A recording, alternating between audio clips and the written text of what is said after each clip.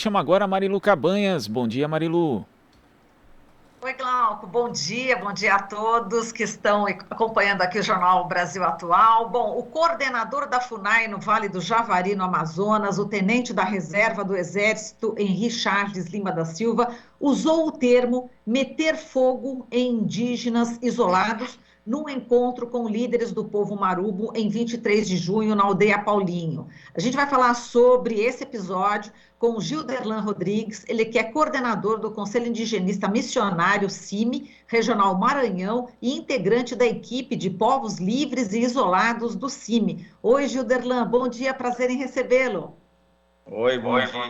O prazer é todo meu estar aqui com vocês. Prazer é o nosso. Gilderlan, bom, inicialmente a gente vai colocar agora um áudio, né, do Tenente Henry, né, que foi divulgado ontem pelo jornal Folha de São Paulo. A gente vai apresentar primeiro essa fala e a partir dela a gente vai discutir essa denúncia, tá bem? Não, combinado. Então vamos ouvir o áudio. Só do lado é a frente de proteção. Então, os problemas que tem com relação a vocês, com os índios isolados, vocês trazem para mim, eu sou o responsável, e eu vou entrar em contato com o pessoal da frente e pressionar a frente, ó, vocês têm que cuidar dos índios isolados, porque senão eu vou, junto com os marubos, meter fogo nos isolados. Vocês estão entendendo? Entendi. Então, os isolados, a frente tem que cuidar. Porque se eles cometerem algum delito, alguma ameaça a vocês, os marubos, aí a gente vai ter que ver o que a gente pode fazer para poder parar. Porque eles já entendem, já pedem cesta básica, já falam português, já tem contato direto com a frente, então não justifica certas atitudes deles. E toda vez que está acontecendo tudo isso, são eles que estão saindo do território deles para vir aportunar o marubo, entendeu? Então, quer dizer, eu já falei com a frente, já falei com o Ednilton, falei com o Hilton, falei, olha, alguém tem que tomar uma providência para evitar um mal maior. Porque, sinceramente, eu não tiro o direito de vocês, independente da lei penal ou não, eu não tiro o direito de vocês de defender o seu território, de defender a sua maloca, aqui é a sua casa, aqui é o seu povo, as suas mulheres, as suas crianças, aqui é seu povo. As armas que vocês vão usar, eu, sinceramente, eu não estou aqui para desarmar ninguém e também não estou aqui para ser falso e levantar a bandeira de paz. Porque eu passei muito tempo da minha vida evitando a guerra. Mas se a guerra vier, nós também não vamos correr. Falei na reunião semana passada lá em Brasília com relação ao porte de arma para o pessoal da FUNAI, que está sempre no meio do mato, mas isso tudo depende de muita legislação. Quem está entendendo, que sabe português, sabe o que eu estou falando, depende de legislação. Você manda uma proposta para lá, negócio de armamento, proíbe. Você manda a proposta aqui, proíbe. Isso, isso aqui, proíbe. A PIB vai, denuncia. E aí fica nesse impasse. A gente quer ajudar, quer fazer mais por vocês, mas também tem hora que eu, por exemplo, sou pequeno, a gente se sente preso por questões ideológicas. Bom, portanto, está aí o áudio, Gilderlan, você que está falando aí do norte do país. Eu queria que você falasse se o coordenador da FUNAI, no Vale do Javari, o Henri Charles Lima da Silva, incentiva aí o povo marubo a reagir, meter fogo, né, caso seja importunado pelos indígenas isolados. E eu vou só repetir aqui a frase, foi logo no início do áudio, ele diz, eu vou entrar em contato com o pessoal da frente, a frente é a Frente de Proteção Etnoambiental, que daqui a pouquinho a gente vai falar também sobre essa frente, e pressionar, vocês têm que cuidar dos índios isolados, porque senão eu vou, junto com os marubos, meter fogo nos isolados. Como é que você viu, enfim, como é que você qualifica, né, essa fala desse coordenador da FUNAI? Primeiro, né, fica visível um despreparo, né, do servidor da FUNAI, né, uma vez em falar uma coisa que nem essa, né, isso mostra um completo desconhecimento também da região do Vale do Javari, porque sabe que a região do Vale do Javari é uma das terras indígenas no Brasil que mais tem números, né, confirmados, né, de presença de povos não contatados, né, povos, né, em situação de isolamento voluntário. Então, é evidente que esse contato interétnico dentro daquele território, ele vai existir, né? Até porque a terra indígena do Vale do Javari, por ser também das terras maiores do Brasil, ela também tem processos de invasão, né, de madeireiros, de caçadores, de narcotraficantes e tal, e que vão empurrando os indígenas, né, em situação de isolamento voluntário para próximo dos indígenas que estão nas aldeias, né? Então, esse contato interétnico, ele vai acontecer. À medida que o servidor ele se posiciona dessa forma, demonstra esse desconhecimento da história, né, da história dos povos que ali vivem, do desconhecimento da terra indígena na qual ele, né, atua, né, e potencializa um conflito que já existe entre esses povos, né, a gente sabe disso, né? E confunde um pouco entre o que é povo de fato em situação de isolamento voluntário e o que é um povo já contatado, né? Porque os Corubo não tem contato, nunca tiveram acesso à cesta básica, não falam português, não quer dizer, é evidente um despreparo disso, dizer, um povo que nunca teve contato com a nossa sociedade, como é que ele vai falar português? Como que esse povo adquiriu cestas básicas, né? É lógico, os corubos que estão aldeados é outra situação. Esses sim já tiveram contato, falam português e portanto, né, tem uma relação com a sociedade não indígena, né? Os corubos, né, os matis e outros grupos desses povos, tanto de corubo, de matis, né, que estão, né, em situação de isolamento voluntário, não falam português, nunca tiveram, né, acesso às cestas básicas. Então, é uma fala preocupante, né, porque vem de um servidor de um órgão que deveria, né, deveria se preocupar em fazer com que esse conflito não fosse potencializado, né, preservar o direito dos indígenas contatados, dos indígenas não contatados, né, e discutir uma forma de como esses povos conviver dentro desse território harmoniamente, né, não potencializar conflitos, né, dessa forma como ele está fazendo, né. É lógico que ele se bate contra a Frente de Proteção Etnoambiental, porque a frente tem uma metodologia de trabalho, né, que é exatamente buscando não potencializar esses conflitos, porque sabe que é prejudicial tanto para os corubo como os marubo, né, esse conflito, porque vai se perder pessoas. Então, a ideia é discutir de que forma essa convivência ali harmônica ela deve acontecer, né, para não se perder vidas, esses povos continuar usufruindo de um território coletivo, né, e que eles possam cada um continuar vivendo. Acho que a FUNAI, dizer, se ela quer tacar fogo, né, em alguma coisa, tem que tacar fogo nos madeireiros, tem que tacar fogo né, nas pessoas que estão invadindo, no caso, os grandes grupos que invadem os territórios, né, principalmente, não nos indígenas que estão no seu território, né? Então, há um completo desvio de função, de pensamento, né, de trabalho, quando um servidor da FUNAI fala, né, que vai tacar fogo nos indígenas isolados. Então, demonstra totalmente esse desvio de comportamento, desvio de finalidade, desvio de tudo. É lógico que é o reflexo do governo que estamos vivendo, né? Quer dizer, a gente tem um despreparo total que vem desde do chefe do executivo a outros órgãos que não sabem, né, claramente lidar com a situação indígena no Estado, né, no Estado brasileiro, né, e, portanto, é isso o que a gente vê agora, é um reflexo exatamente disso, né? É desse momento que a gente vive. Sem dúvida. Agora, a informação que a Folha de São Paulo traz é que 16 dias antes, os indígenas isolados raptaram uma mulher de 37 anos da aldeia. Aí, depois de 4 horas de busca, ela foi encontrada na mata, com as mãos amarradas. E segundo a informação, seria a terceira tentativa de sequestro da mesma mulher. Enfim, esse conflito corubo-marubo é um conflito bastante delicado. Eu queria que você falasse sobre isso.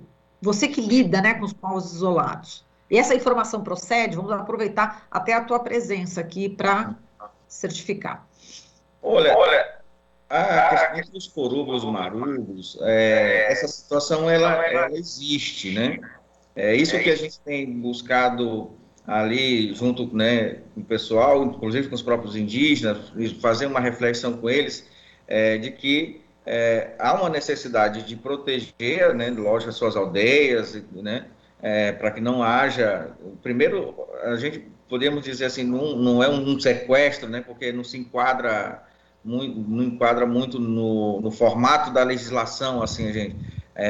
Lógico, esses povos pode ter um contexto difícil, né, porque podem estar sem mulheres, né, exatamente por estarem fugindo há muitos anos, né, fugindo e sendo assassinados. Então pode ser que busquem mulheres, inclusive para a existência do próprio povo, continuar a existência do próprio povo. Então a gente a priori tem uma visão logo de sequestrou. Acho que temos que ter um cuidado com esses termos, né?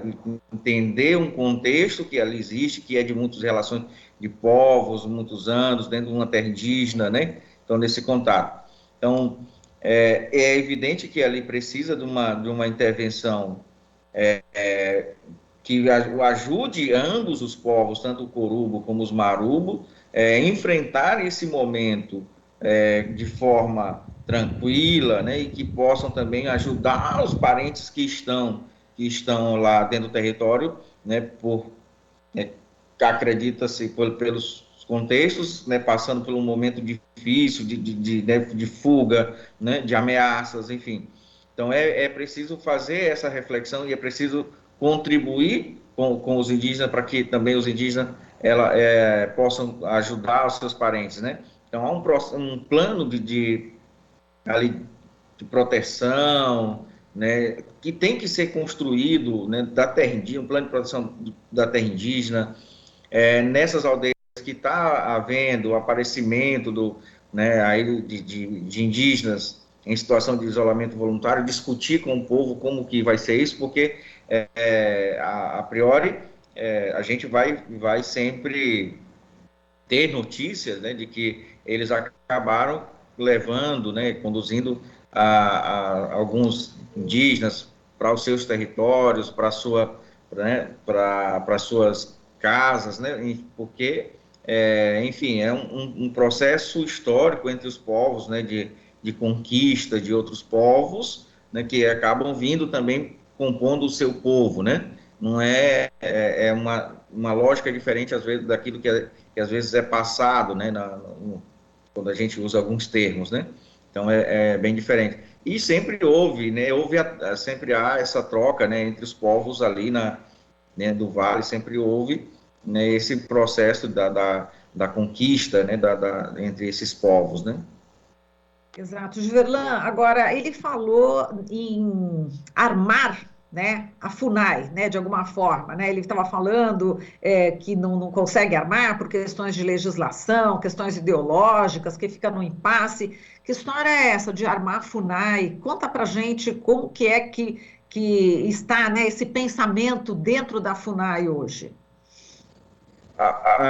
Esse pensamento ele se fortalece, né? Ele se fortaleceu dentro da FUNAI, né? Inclusive na medida que ela foi militarizada, né? Quer dizer, tu tem todo um quadro dentro da FUNAI, né, que é militarizado, né? Então, lógico, dizer, militar ele pensa dessa forma, né? Ele pensa em se armar, né?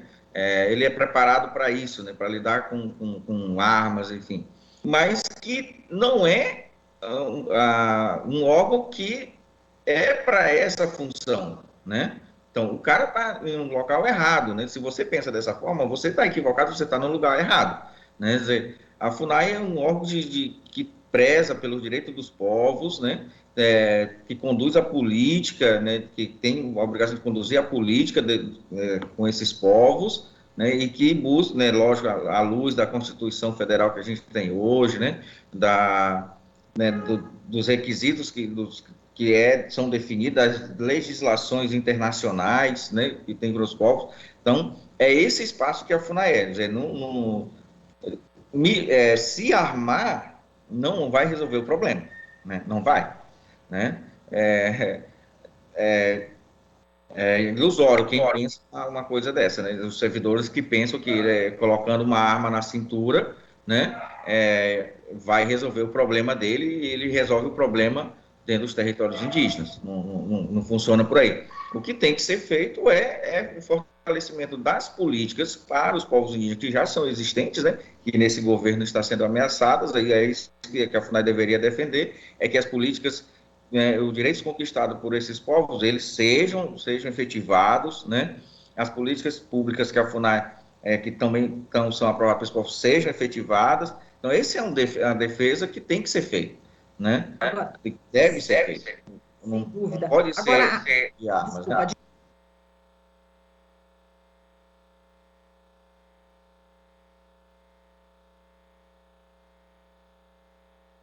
Não consigo te ouvir. Você ia concluir um raciocínio e eu te interrompi. Isso, pois é. Então, a função da FUNAI é essa, né?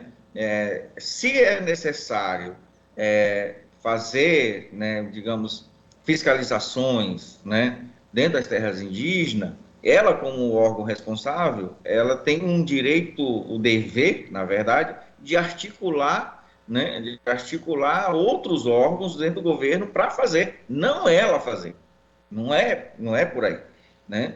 Então, ela articula a Polícia Federal com o IBAMA, com o próprio Exército, para poder fazer as ações de repressões aos invasores das terras indígenas, né? Quer dizer, essa é uma função. Então, não é o servidor que vai lá com a arma na cintura, vai lá no acampamento madeireiro e vai tacar fogo. Tem os índios não contratados, a gente vai lá e taca fogo. Não é por aí. Essa não é a função da FUNAI, nunca foi e nunca vai ser, né? Então, não é isso que a gente defende que a FUNAI seja o órgão que, de fato, ela articule com outros órgãos e tal, e implemente, defenda os direitos dos indígenas e implemente, ajude a contribuir com a implementação das políticas para esses povos, né? Agora, inclusive, a frente de proteção etnoambiental, os servidores aí dessa frente estão sofrendo, né? Tem muita precarização, teve gente já que foi demitida, pessoas importantes nessa luta. Queria que você falasse sobre esse conflito também que está havendo com o pessoal da frente de proteção etnoambiental. Exatamente, tem as frentes, né, a coordenação, né, de índios isolados, recém-contratados, né, da FUNAI, que é responsável para coordenar essas frentes, né, da Frente de Proteção Etnoambiental, tem sofrido de fato, né, tem havido corte de recurso, né, paralisação das expedições para confirmação de né, de presença de povos, né, em situação de isolamento voluntário em várias regiões, do país. Por exemplo, nós do CIMI temos cerca de 120 referências, né, de povos no Brasil inteiro, né? Quer dizer, a FUNAI só conseguiu até hoje confirmar 28, né? Então, você tem um leque gigantesco, mas não tem condições, os servidores não estão tendo condições de continuar o seu trabalho, porque há um processo de corte de recurso, há um processo de corte de pessoal. Então, ao invés de cortando pessoal, não corta-se as atividades, não é possível. Então, o pessoal está, infelizmente, vivendo um momento difícil, né? E que, mesmo assim, eles continuam buscando fazer o trabalho, né? Fazer o trabalho na medida do possível. Então, muito mais, uma situação muito limitada mesmo. E é interessante o pessoal da frente, porque, assim, eles têm critérios, né? Critérios, né?